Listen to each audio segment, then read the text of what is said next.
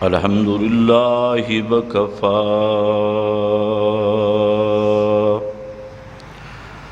والصلاة والسلام علی سید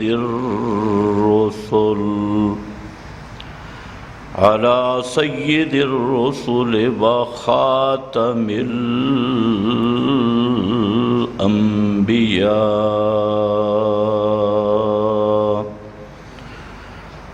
اما بعد فاعوذ باللہ من الشیطان الرجیم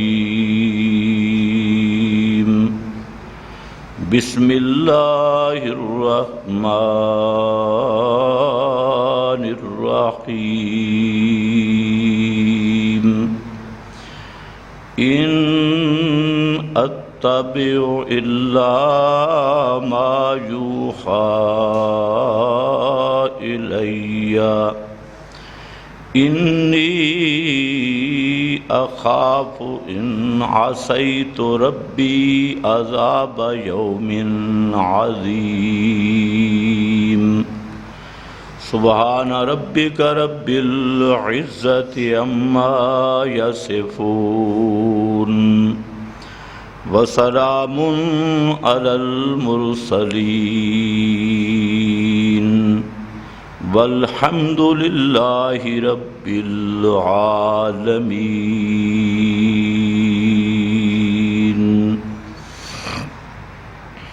انتہائی قابل قدر بزرگوں اور بھائیوں، نبی کریم صلی اللہ علیہ وسلم کی تشریف آوری سے پہلے تقریباً 600 سال کا زمانہ،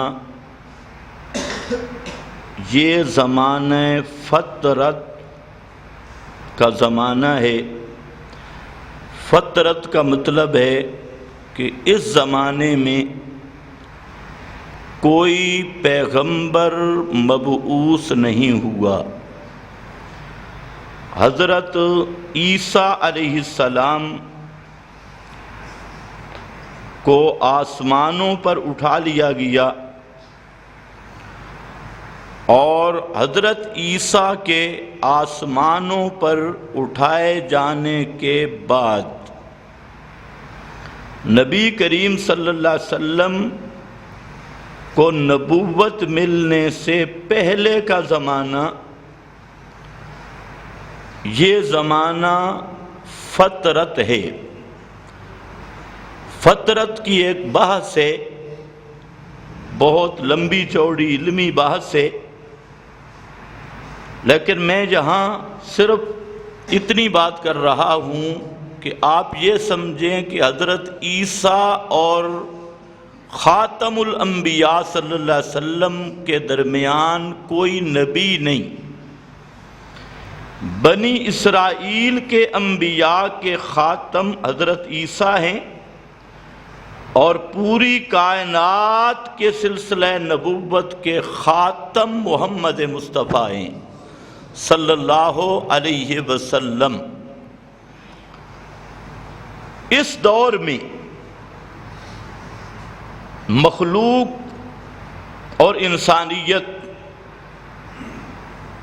کئی قسم کی گمراہیوں میں اور ضلالات میں گم ہوئی، جس کا قرآن کریم نے نقشہ پیش کیا ہے وَإِن كَانُوا مِن قَبْلُ لَفِي ضَلَالٍ مُبِينٍ، کہ یہ سارے ضلال مبین کھلی گمراہی میں لوگ چلے گئے، اور لوگوں کی حالت ایسے ہو گئی جس طرح مدتوں سے بارش نہ ہو اور زمین سڑ جاتی ہے، بنجر ہو جاتی ہے، تو اسی طرح 600 سال تک وحی کی بارش نہیں ہوئی تو دلوں کی زمین بنجر بن گئی. اور آپ کو معلوم ہے بنجر زمین میں کس قسم کی جڑی بوٹیاں اور کس قسم کی گندگی وہ ڈیرا لگاتی ہے. تو یہ حالت تھی. مولوی موجود تھے لیکن مسلمان نہیں تھے، مومن نہیں تھے. پیر لاکھوں کی تعداد میں موجود تھے لیکن نرے بے ایمان. عوام لاکھوں کی تعداد میں موجود تھی لیکن ایمان نہیں تھا. مدارس بھی تھے، خانقاہیں بھی تھیں، اور ذکر اللہ کے حلقے بھی ان کے تھے، مولوی بھی تھے، پیر بھی تھے. لیکن سب کے سب قرآن کریم نے ایک جملے میں ذکر کیا کہ سب کے سب فی ضلال مبین، پکے کافر اور گمراہ تھے.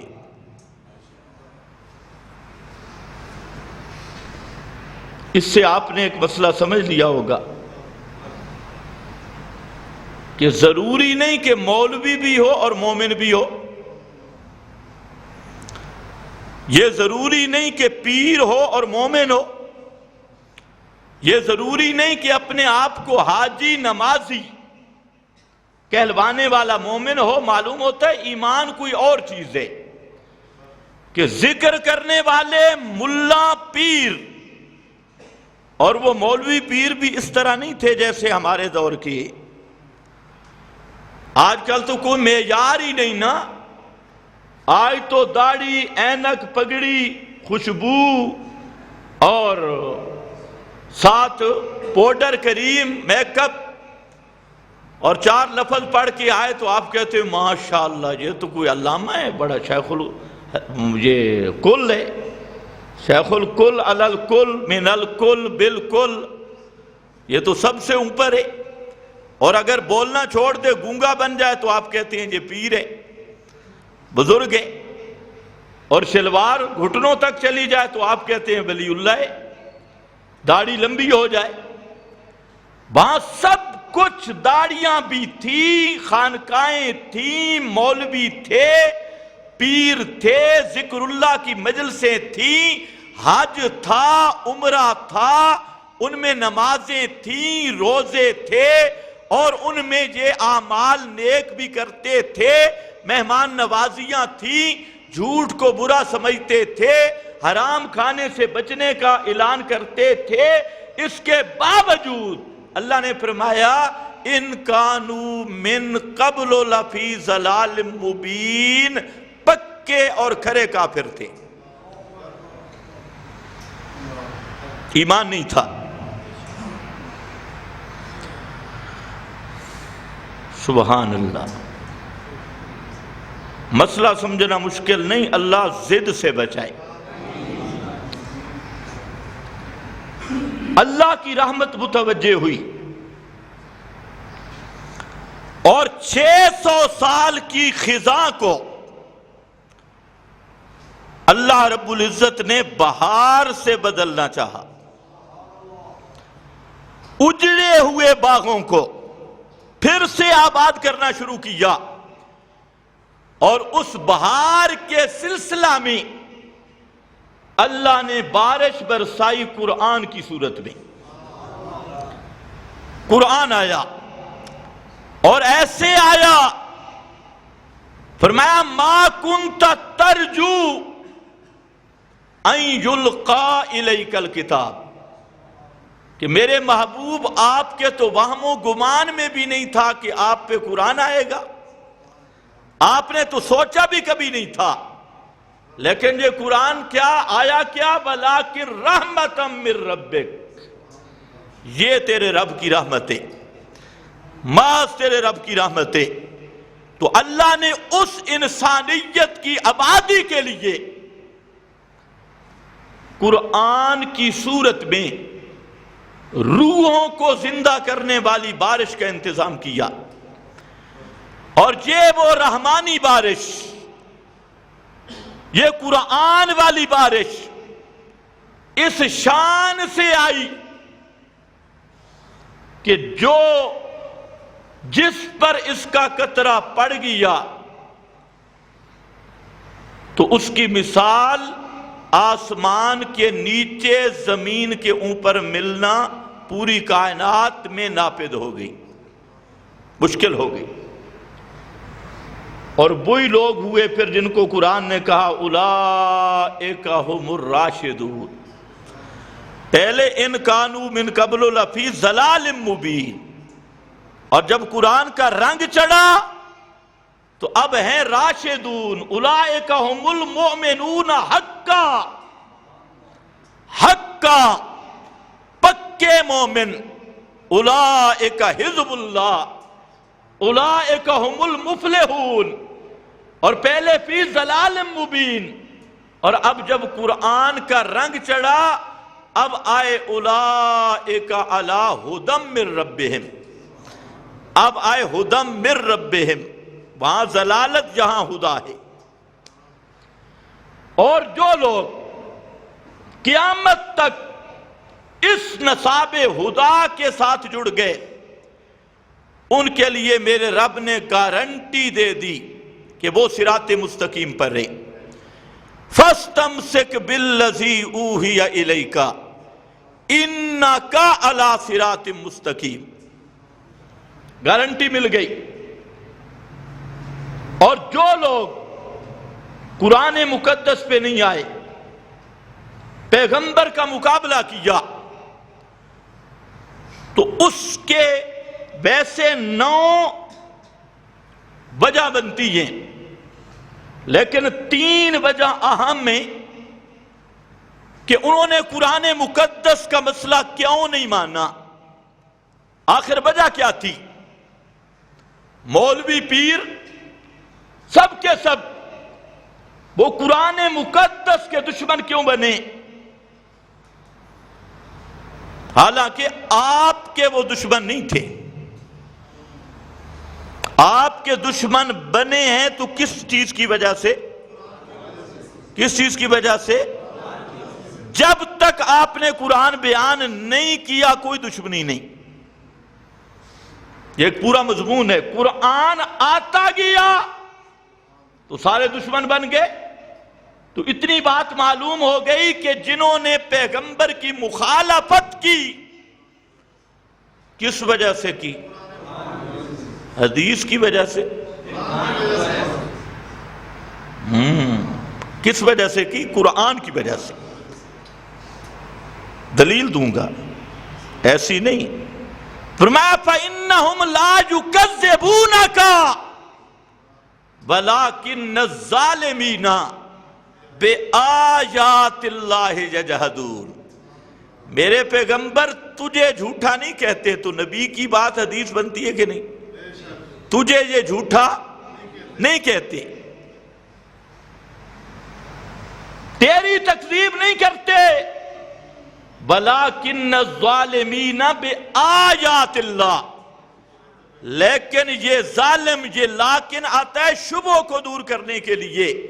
تو پھر جہاں شبہ تھا کہ جب پیغمبر کی تکذیب نہیں کرتے، پیغمبر کریم کو جھوٹا نہیں کہتے، آپ کے دشمن نہیں، تو پھر آپ صلی اللہ علیہ وسلم کے یہ خلاف کیوں ہو رہے ہیں؟ صحابہ پہ ظلم کیوں؟ آپ پر فتوے کیوں؟ اور یہ سارے پروگرام کیوں؟ فرمایا اس کی وجہ ہے وَلَكِنَّ الظَّالِمِينَ بِآيَاتِ اللَّهِ يَجْحَدُونَ، لیکن یہ ظالم لوگ یہ قرآن کے منکر ہیں۔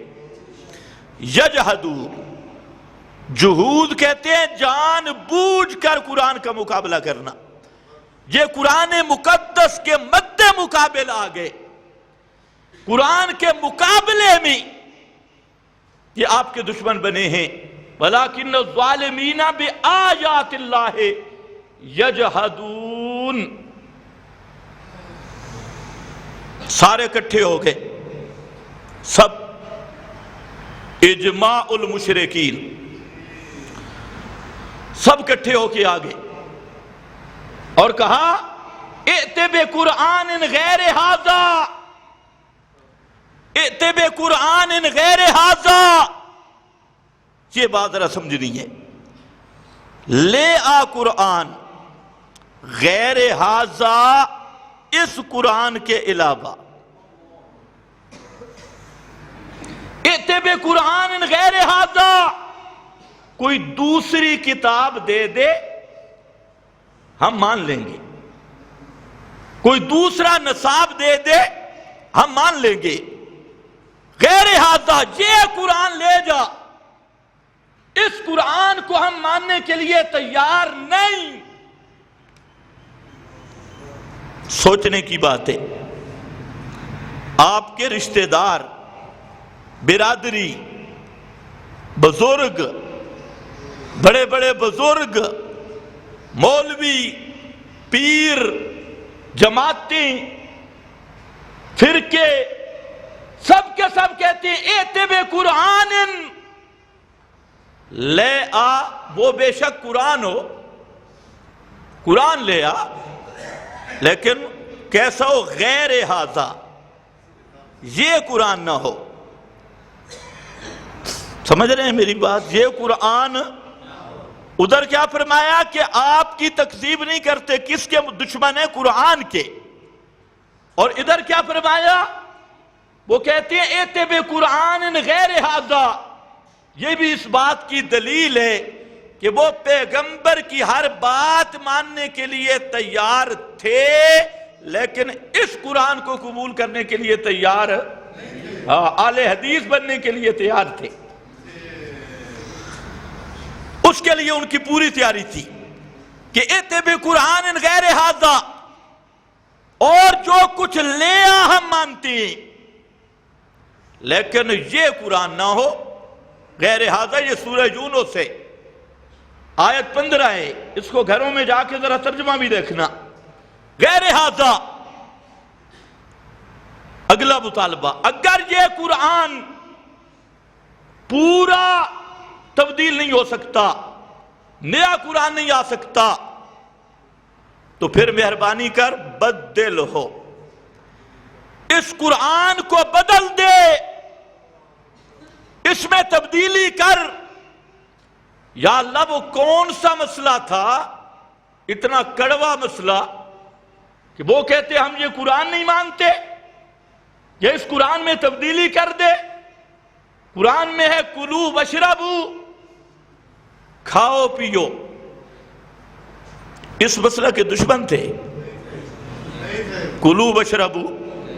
آج کسی ہندو سے پوچھ لو، بھئی قرآن میں ہے کلو وشربو، کھاؤ پیو، کرے گا کوئی انکار؟ قرآن میں ہے فَانْكِحُوا مَا طَابَ لَكُم مِّنَ النِّسَاءِ، مثنیٰ، دو سے شروع کیا، مثنیٰ، نکاح کرو۔ جو نوجوان بیٹھے ہو، کوئی انکار کرے گا؟ لا تقل لہما اف، والدین کو اف نہیں کرنی، کوئی کافر اس کا انکار کرے گا؟ والدین کا ادب کرنا ہے، احترام کرنا ہے، جھوٹ نہیں بولنا، خیانت نہیں کرنی۔ یہ ٹرمپ سے بھی پوچھو نا، وہ بھی کہتا ہے بھی جھوٹ نہیں بولنا، ٹرمپ بھی اس کو ماننے کے لیے تیار ہے۔ تو پھر بدل ہو کا کیا معنی؟ بدل دے۔ آؤ، قرآن نے اس مسئلہ کو کھولا کہ اصل اندر بات کیا تھی۔ فرمایا میرا پیغمبر اذا ذکرت ربک فی القرآن وحدہ، اذا ذکرت ربک فی القرآن وحدہ ولوا علی ادبارہم نفورا، جب آپ قرآن سے توحید کا مضمون بیان کرتے ہیں، وحدہ، اس وقت یہ بھاگتے ہیں، نفرت کرتے ہیں، اور اذا ذکر اللہ وحدہ اشمئزت قلوب الذین لا یؤمنون بالآخرہ، جب خدا کی توحید کا مسئلہ آئے تو ان کو درد شروع ہو جاتا ہے اور یہ بھاگتی ہیں۔ اس لیے کہتے ہیں بدل ہو، اس قرآن کو بدل دے، کیونکہ یہ قرآن تو کسی کے پلے کچھ نہیں چھوڑتا۔ یہ قرآن تو ڈنکے کی چوٹ پہ کہتا ہے جو مر گیا وہ سنتا نہیں ہے۔ یہ قرآن تو ڈنکے کی چوٹ پہ کہتا ہے کہ اے کائنات کے لوگوں، قرآن کے مقابل دنیا کی کوئی کتاب مانے، قرآن کے مقابل روایتیں ماننے والا ہو تب، اقوال ماننے والا ہو تب، کتابڑیاں اٹھانے والا ہو تب، تو یہ قرآن تو کہتا ہے تعرف فی وجوہ الذین کفروا المنکر، کہ وہ پکا کھرا کافر ہے جو قرآن کے مقابلہ میں کسی چیز کو بھی اٹھا کے کھڑا ہے۔ تعرف فی وجوہ الذین کفروا المنکر۔ اچھا، بدل ہو، اس قرآن کو بدل دے۔ کیوں بدل دے؟ وہ بھی قرآن نے بتایا کیوں بدل دے۔ اس کی وجہ بدلنے کی، وَإِذَا قِيلَ لَهُمْ، سورہ بقرہ آیت نمبر 170، وَإِذَا قِيلَ لَهُمْ، جب ان کو کہا جائے اتبعوا ما انزل اللہ، اتبعوا ما انزل اللہ، تابعداری کرو، اتباع کرو ما انزل اللہ، اللہ کے قرآن کی جو رب نے اتارا ہے اس کی تابعداری کرو۔ آگے سے کیا کہتے ہیں؟ بل، قرآن چھوڑو، قرآن قرآن قرآن، بلکہ ہم اس قرآن کو نہیں مانتے، بلکہ کیا ہے؟ نتبع ما الفینا علیہ آباءنا، ہم جائیں گے اس طرف کہ ہمارے اکابر بزرگ راوی، خالد بن مخلد جیسا رافضی، شیعہ محمد بن مروان جیسا کذاب، اور یہ جو ہمارے بڑے بڑے اکابر مشاہیر گزرے ہیں، بڑے بڑے راوی، ہم تو ان کو مانیں گے۔ الفینا علیہ آباءنا، ہم اپنے اکابر کو مانیں گے، قرآن کی طرف ہم آنے کے لیے تیار نہیں ہیں۔ آج لوگ یہ بات کرتے ہیں کہ نہیں؟ یہ سورہ بقرہ آیت نمبر میں نے آپ کو بتایا، اتبعوا ما انزل اللہ، جب کہا جاتے ہیں ان کو آؤ کس کی طرف؟ ما انزل اللہ، آیت 170، قالوا بل نتبع ما الفینا علیہ آباءنا، ہم تو اس کی طرف جائیں گے جس کی طرف ہمارے اکابر گئے، ہم ان کی بات مانیں گے، ہم قرآن کی بات مانتے نہیں۔ اس لیے کہتے بدل ہو، اس قرآن کو بدل۔ وجہ یہ تھی، تین چیزیں ذہن میں رکھ لو۔ پہلی چیز یہ تھی کہ ان کے پاس انبیاء کے متعلق جھوٹی روایات تھی، انبیاء کے متعلق جھوٹی روایات، سمجھ رہے ہو؟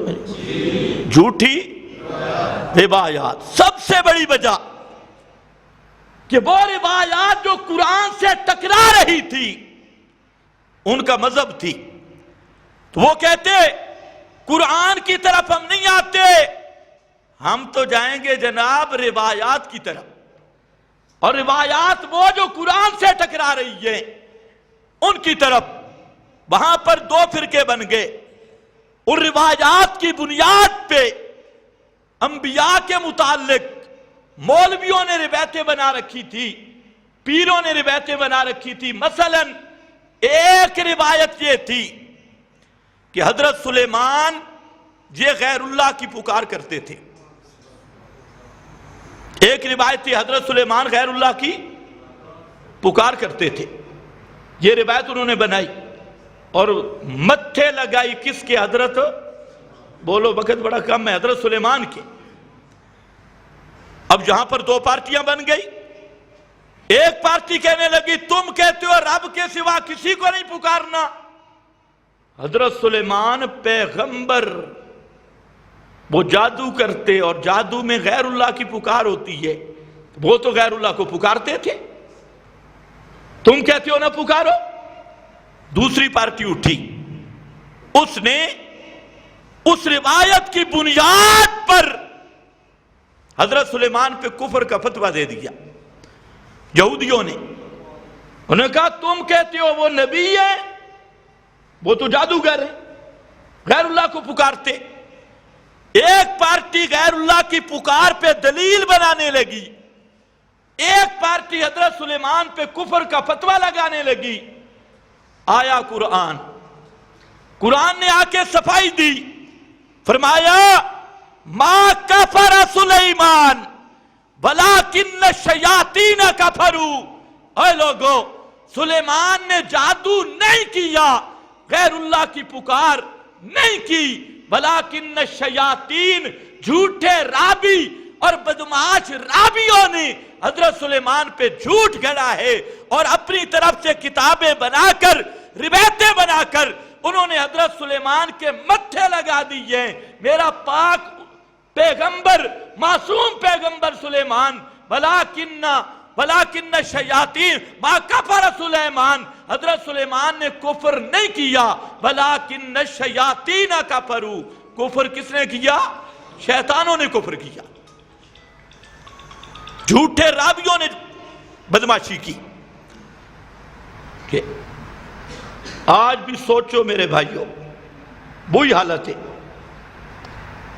جس طرح ان کے پاس روایات کا انبار تھا، آج ہر جھوٹے مذہب کے پاس اگر آسرا ہے تو جھوٹی روایات کا.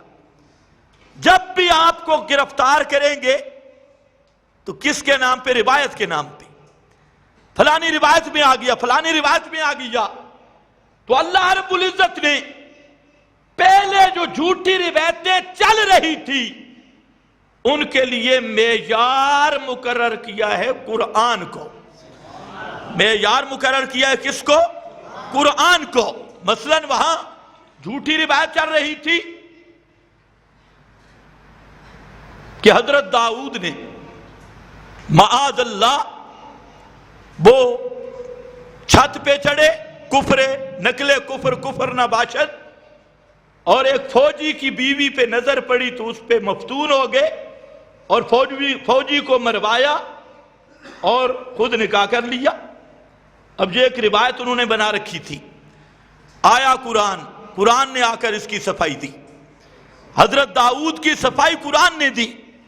حضرت یوسف کے متعلق بے شمار جھوٹی روایتیں، اصحاب کہف کے متعلق بے شمار جھوٹی روایتیں، حضرت موسیٰ کے متعلق بے شمار جھوٹی روایتیں، حضرت لوط کے متعلق معاذ اللہ ایسا کفر اور غلیظ کفر قسم کی روایتیں کہ حضرت لوط نے معاذ اللہ شراب پی اور اپنی بیٹیوں سے ہم بستری کی.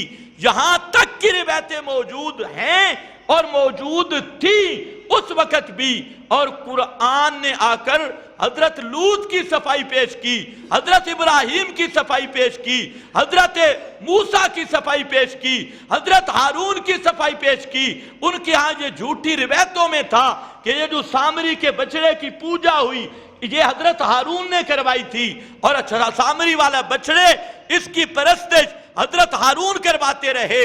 لیکن قرآن نے آ کر اس جھوٹی روایت کا بھی رد کر دیا. تو مطلب یہ ہے میرے رب نے فرمایا اے کائنات والو، نبیوں کے ذمہ جھوٹی روایتیں لگانے والو، اہل اللہ کے ذمہ جھوٹی روایتیں لگانے والو، آؤ پہلے تمہارے پاس معیار نہیں تھا، پہلے تمہارے پاس معیار تھا راویوں کا، پہلے تمہارے پاس معیار تھا، بابی ہی قال حدثنا فلاں، فلاں نے یہ کہہ دیا، فلاں نے یہ لکھ دیا، آؤ تمہیں ایسا معیار اور میں ایسا میزان دے دیتا ہوں کہ ہر قسم کی روایت کے لیے جانچ پڑتال کے لیے اعلیٰ میزان اور کسوٹی ہے، مہیمنن علیہ، سارے کتابوں پر کنٹرول کرنے والی کتاب قرآن ہے۔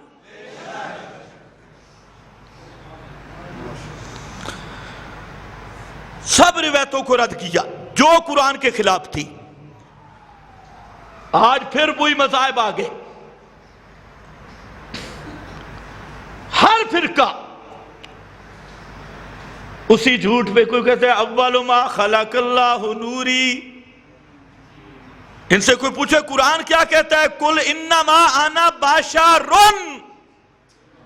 مثلکم قل سبحان ربی هل کنت الا بشرا رسولا۔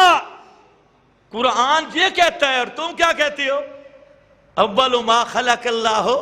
امام سے بتاؤ قرآن کا بیان سچا ہے یا جھوٹی روایت کا؟ اب جتنے رضا خانی ہیں ان کی بنیاد نہیں جھوٹی روایتوں پہ۔ ایک اور آ گئی کہ کنت نبیا وآدم بین الماء والتین، میں اس وقت نبی تھا، آدم ابھی گارے مٹی کے درمیان میں تھے۔ اب آپ ایمان سے بتائیں کہ نبی پاک صلی اللہ علیہ وسلم اس وقت نبی تھے، آدم ابھی مٹی گارے کے درمیان میں تھے۔ قرآن سے پوچھا ہے، قرآن کہتا ہے بلاکر رسول اللہ وخاتم النبیین، خاتم النبیین، کہ محمد مصطفیٰ آخری نبی ہیں۔ روایت کہتی ہے محمد مصطفیٰ پہلے نبی ہیں، روایت کہتی ہے محمد مصطفیٰ پہلے نبی، اور قرآن کہتا ہے محمد مصطفیٰ بولو آخری نبی۔ اب کس کی طرف جاؤ گے، قرآن کی طرف یا روایت کی طرف؟ فتنے کا زمانہ ہے، اپنے ایمان کو پکا کرو۔ یہ جو اہل حدیث مذہب ہے، کئی جو ان میں معتدل آدمی ہیں ان کی بات نہیں کر رہا، لیکن ان میں یہ جو رافضی قسم کے لوگ گھسے، جنہوں نے یہ پہلے تقیہ کرتے تھے، تقیہ تھا کہ ہم قرآن حدیث کو مانتے ہیں، قرآن حدیث کو، اب وہ تقیہ کی چادر اتر گئی۔ اب انہوں نے اعلان کہنا شروع کیا کہ ہم قرآن کے مقابل روایت کو مانتی ہیں، اور جو قرآن کے مقابل روایت کو نہ مانے وہ منکر حدیث ہے۔ واہ پترو واہ، اب تم آئے ہو راہ پہ، یہ ہے اثر راہ۔ تو اس لیے یاد رکھ لے، قرآن مقدس جس طرح پہلی کتابوں کے لیے کسوٹی، قرآن مقدس سے پہلے جتنی جھوٹی روایتیں گھڑی گئی ان کی پہچان قرآن ہے، اسی طرح نزول قرآن کے بعد جو جھوٹی روایتیں گھڑی گئی، چاہے وہ گھڑنے والے شیعہ ہوں، چاہے وہ گھڑنے والے روافض ہوں، چاہے وہ گھڑنے والے خارجی ہوں، چاہے وہ گھڑنے والے ناصبی ہوں، چاہے وہ گھڑنے والے بدعتی ہوں، چاہے وہ گھڑنے والے کسی اور فرقہ سے تعلق رکھتے ہوں، تو حدیث رسول کی پہچان سب سے بڑا معیار اور کسوٹی وہ رب کا قرآن ہے۔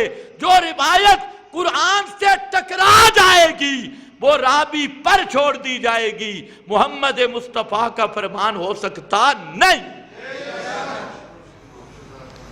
اسی پر یہ ٹکڑا ذرا آیت کا سنو، باس نہیں کرتا، وہ کلپوں میں آ گئی، وہ سارے ذرا سن لو کلپ،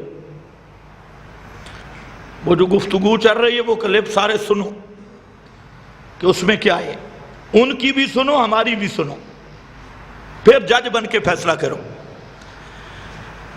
جہاں پر قرآن نے ایک نقطہ بیان کیا، پہلی وجہ تو میں نے یہ بیان کی کہ قرآن کہ مسئلہ توحید کے ساتھ دشمنی تھی، اور یہ کیوں تھی کہ یہ مسئلہ ان کی روایات کے خلاف تھا، ان کے بزرگوں سے آنے والی روایات کے ساتھ ٹکراتا تھا، اس لیے قرآن پاک نے کئی مقام پہ ان کا ذکر کیا ہے اور فرمایا وَإِذَا قِيلَ لَهُمْ، یہ سورۃ المائدہ آیت نمبر 104 اس میں ذکر کیا، وَإِذَا قِيلَ لَهُمْ، جب ان کو کہا جائے تَعَالَوْا إِلَى مَا أَنزَلَ اللَّهُ وَإِلَى الرَّسُولِ، جب انہیں کہا جائے آؤ جو اللہ نے نازل کیا اور آؤ رسول کی طرف، جس رسول کی شان بیان قرآن ہے، جس رسول کی شان مفسر قرآن ہے، جس رسول کی شان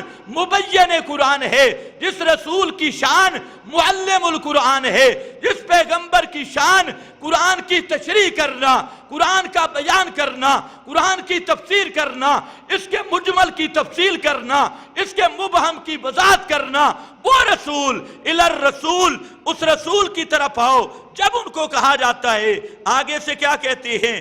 قالوا حسبنا ما وجدنا علیہ آباءنا، ہمیں وہی کافی ہے، ہمیں قرآن کی ضرورت نہیں ہے۔ قرآن کی عظمت جو تم بیان کرتے ہو نا، یہ ڈھول پیٹنے کے مترادف ہے۔ اس ظالم نے جہاں تک کہا ہے یہ قرآن کی عظمت کا جو تم بات کرتے ہو، کہتا ہے یہ ڈھول پیٹنے کے برابر ہے قرآن کی یہ عظمت۔ اور جہاں وہ کیا حسبنا، وہ کہتے ہیں ہمیں کافی ہے، ہمیں قرآن و سنت کی ضرورت نہیں، ہمیں کیا کافی ہے؟ حسبنا ما وجدنا علیہ آباءنا، جہاں پر ہمارے اکابر، اچھا اکابر نے نہیں سمجھا، آباءنا قرطبی نے معنی کیا اکابرنا، ہمارے جو اکابر ہیں، بزرگ ہیں، ہمارے مولوی ہیں، ہمارے پیر ہیں، اچھا انہیں مسئلہ سمجھ نہیں آیا، تمہیں زیادہ سمجھ آ گیا۔ یہ میرا بھائی، یہ قرآن سورۃ المائدہ آیت نمبر 104 گھروں میں جا کے دیکھنا، اللہ نے فرمایا پیش کس کو کر رہے ہو؟ وَلَوْ كَانَ آبَاؤُهُمْ لَا يَعْلَمُونَ شَيْئًا وَلَا يَهْتَدُونَ، یہ کن کو تم پیش کرتے ہو؟ ان کے علم کی گارنٹی کیا ہے؟ جن مولویوں اور پیروں کی سندیں تم پیش کر رہے ہو، جن بزرگوں اور وڈیروں کی سندیں لے کر، کتابیں لے کر قرآن کے مقابلے میں آ رہے ہو اور قرآن سے ٹکرا رہے ہو، ان کے علم و عمل کی سند کیا ہے؟ ان کے عقل و فہم کی سند کیا ہے؟ ان کے پاس تو کوئی سند بھی نہیں ہے۔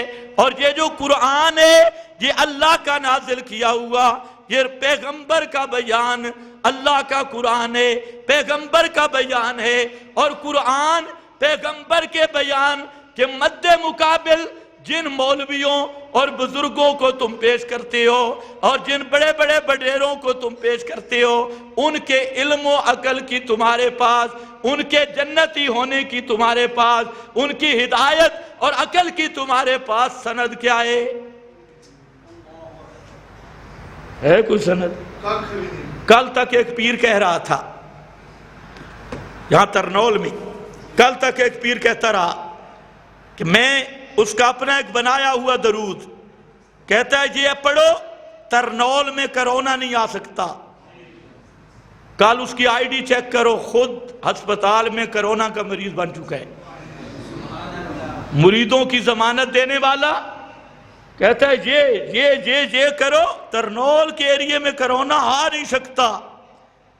تو وہ خربوزے والا پیر، بہرحال ہم تو اس کے لیے بھی دعا کرتے ہیں کہ اللہ اس کو صحت دے دے تاکہ کچھ دن جہنم سے بچ جائے، بعد میں جانا تو بعد میں بھی ہے، لیکن اس کے مرید پریشان ہوں گے، ہم کوئی بد دعا نہیں کرتے، لیکن یہ ذرا سوچ لو بھئی کل تک دعویٰ فرعونیت کا کرنے والا کہ اپنی طرف سے ایک درود گھڑا، رسول کے درود پہ بھی اعتبار نہیں، اب تنجینا تنجینا، وہ گھڑ کے تقسیم ہو رہا ہے کہ یہ گارنٹی ہے جناب یہ کرونا جہاں آئے گا نہیں۔ تو میں نے کہا تم تو پورے مریدوں کو گارنٹی دے رہے تھے اور آج خود ہسپتال میں اپنی آئی ڈی سے ہے کہ حضرت کے لیے دعا فرمائیں، کرونا لگ گیا اور سخت علیل ہیں، اللہ پاک صحت عطا فرمائے، یہ ان کی آئی ڈی پہ لکھا ہے۔ تو پھر اس فقیر کا مسئلہ تو حق ہے، شفا دینے والا کون ہے؟ بیماریوں سے بچانے والا کون ہے؟ تعویذ کچھ کر سکتے اور تمہارے ٹونے ٹوٹ کے کچھ کر سکتے نہیں، ورنہ یہ بلاوڑی شریف والا خنزیر یہ کہاں بھاگ گیا؟ یہ شپ شپ شپ شپ شپ، یہ پورا شپ آگے لاؤڈ سپیکر رکھ کے شپ ہو رہی ہے، اور اس وقت یہ اعلان کر رہا تھا مجھے چائنا بھیجو۔ جب چائنا میں وائرس شروع ہوا یہ کہہ رہا تھا مجھے چائنا بھیجو، وہاں پر 2 شپوں سے وائرس اڑا دے گا، اور اب وہ خود شپ شپ سرکار اپنا شرک والا اڈا بند کر کے کسی غار میں چھپ گیا، اور وہ اڈا بھی بند، اور تمہارے اردا گرد ادھر بھی تعویذوں کا اڈا، ادھر بھی تعویذوں کا اڈا، سامنے بھی تعویذوں کا اڈا۔ میں پوچھتا ہوں تعویذ فروشو، تمہارے پاس کوئی تعویذ نہیں کرونے کے لیے، کرونے والا تعویذ کہاں گئے؟ اور سارے یہ تو معلوم ہوتا ہے کہ سارے پول تمہارے کھل گئے، اس لیے وہ قرآن کو اس لیے نہیں مانتے تھے۔ فلانا بابا آج بھی کہتے ہیں ہمارا نوگزی والا بابا، بری بابا، باہو بابا، علی بابا، فلانا بابا۔ اللہ نے فرمایا اس لیے تم نہیں مانتے، لیکن جب میں پکڑتا ہوں فلولا نصرہم، کوئی بابا تمہارے کام نہیں آتا، پھر سارے دربار بند ہیں، پھر تم سارے کہتے ہو اب اللہ ہی نجات دے تو اور تو کوئی راستہ نہیں ہے، تو پھر پہلے بندے دے پتر بن میں پھانس کے بنتے ہو، پہلے کیوں نہیں بنتے؟ تو خیر آؤ، فرمایا اذا قیل لہم، جب انہیں کہا جاتا ہے آ جاؤ، آج اتبعو، اتباع کرو، تعالو الی ما انزل اللہ۔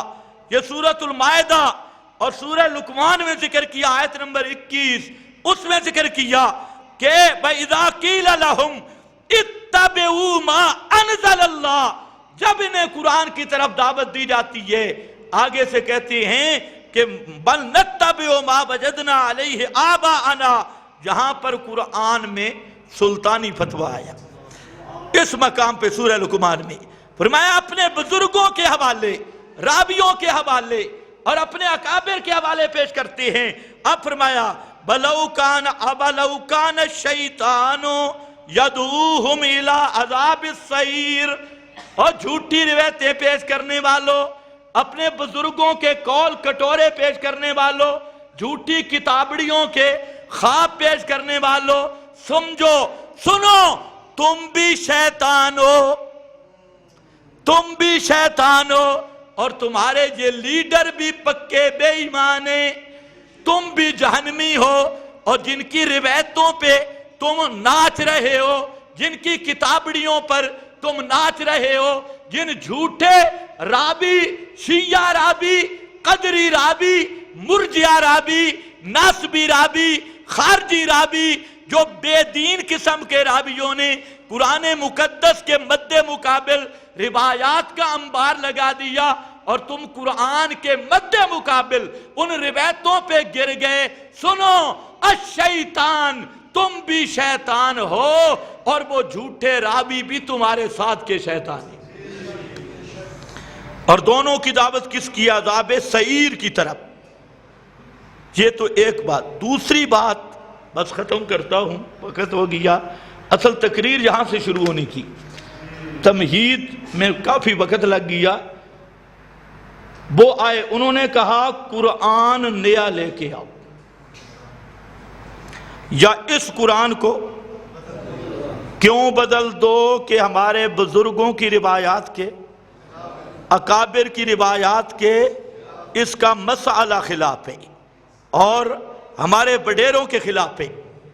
آگے ذرا جواب سنو کہ پیغمبر قرآن بدل سکتا ہے کہ نہیں، یہ مسئلہ ہے۔ پیغمبر قرآن کو بدل سکتا ہے یا؟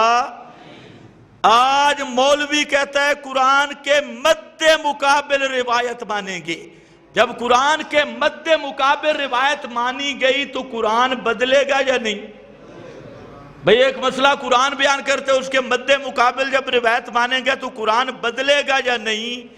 اب یہ مسئلہ کہ رسول قرآن کو بدل سکتا ہے، تم کہتے ہو نا، یہاں آیت سنو، فرمایا میرے پیارے پیغمبر جواب دو ان کو اور کہو قل فرما دیجئے ما یکون لی ان ابدلہ من تلقاء نفسی، میں محمد کے بس کی بات نہیں ہے، میرے اختیار میں نہیں ہے کہ میں اپنی طرف سے قرآن کے کسی ایک لفظ کو بھی بدل دوں، کسی ایک لفظ کو بھی، زبر زیر کو بھی بدل دوں، حرف کو بھی بدل دوں، ما یکون لی، میری شان نہیں ہے، میرے اختیار میں نہیں ہے، ان ابدلہ من تلقاء نفسی ان اتبع الا ما یوحی الی۔ سن لو لوگو، میں محمد مصطفیٰ صرف قرآن کی تابعداری کرتا ہوں، ان اتبع الا ما یوحی الی، میں محمد مصطفیٰ تو قرآن کا تابع ہوں اور قرآن کے پیچھے چلنے والا ہوں۔ اور دوسرے مقام پہ ذکر کیا ان اتلو بالقرآن، اللہ نے مجھے حکم دیا کہ میرا پیغمبر ایک تو فرما بردار رہنا ہے اور دوسرا ان اتلو بالقرآن، اتلو با تلا یتلو بھی ہوتا ہے، تلا یتلو تلاوتن بھی ہے، تلا یتلو تلون بھی ہے۔ تلون کا معنی ہوتا ہے پیچھے پیچھے چلنا، ایک قدم آگے والے قدم کے پیچھے چلنا۔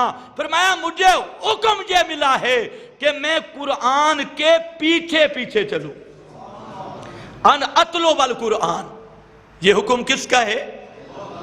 کہ میرا پیغمبر آپ نے قرآن کے آگے چلنا ہے یا پیچھے چلنا ہے؟ ان اتلو بالقرآن، قرآن کی تلاوت والا معنی بھی ہے، اور تلا یتلو تلون، تلاوت کو تلاوت کہتے اس لیے ہے کہ ایک حرف کے بعد دوسرا حرف اس کے پیچھے چلتا ہے، اس کا معنی ہوتا ہے اتباع کرنا۔ مجھے حکم ہے کہ میں قرآن آگے ہو میں پیچھے چلوں، اور قرآن کی اتباع فرمایا اتبع ما یوحی، میرا پیغمبر اتباع کر قرآن کی، اور فرمایا ان کو بھی بتا دے ان اتبع الا ما یوحی الی، میں تو صرف اس کی اتباع کرتا ہوں، میں قرآن کو بدل نہیں سکتا، میں قرآن کے مد مقابل کوئی بات کہہ نہیں سکتا، میں قرآن مقدس کا مقابلہ نہیں کر سکتا، تبدیلی نہیں کر سکتا، مخالفت نہیں کر سکتا، بلکہ میں تو قرآن کا متبع ہوں، مجھے تو حکم ہے قرآن کے پیچھے چلنے کا۔ اور اگر میں بھی قرآن کے خلاف کوئی بات کروں، اگر میں بھی قرآن کو بدلنے کی کوئی بات کروں، قرآن ایک مسئلہ کہے، میں اس مسئلے کے مد مقابل کوئی دوسرا مسئلہ کہہ دوں، تو فرمایا ان عصیتو انی اخافو ان عصیتو ربی عذاب یوم عظیم۔ فرمایا لوگوں سن لو، میں محمد مصطفیٰ بھی اپنے رب سے ڈرتا ہوں اس کی نافرمانی کرنے سے۔ مجھے بھی خوف ہے کہ اگر میں نے کوئی بات قرآن کے خلاف کہہ دی تو عذاب یوم عظیم، بڑے دن کے عذاب سے میں بھی نہیں بچ سکوں گا۔ اللہ اندازہ کر لو، یہ ہے امام الانبیاء، فرماتے ہیں قرآن کے مقابل اگر میں بھی کوئی بات کروں تو انی اخاف ان عصیت ربی عذاب یوم عظیم، تو میں ڈرتا ہوں اگر میں بھی نافرمانی کروں۔ کیا حکم ہے؟ اتبع ما یوحی ان اتلو بالقرآن، میرا پیغمبر قرآن کے پیچھے پیچھے چلو۔ اگر میں کوئی بات قرآن کے خلاف کہوں تو مجھے اللہ کے عذاب کا ڈر لگتا ہے۔ توجہ ہے میری طرف؟ اب جو شخص کہتے ہیں کہ قرآن کے مقابل بزرگوں کی مانیں گے، وہ مسلمان ہیں یا کافر ہیں؟ اب تو یار کھل کے بولو، جو نہیں بول رہے تم سوچ لو۔ اور جو کہے کہ قرآن کے مد مقابل میں ہم روایت مانیں گے، وہ ان کو خوف خدا نہیں، اس آیت کو نہیں پڑھتے یہ سورہ یونس سے۔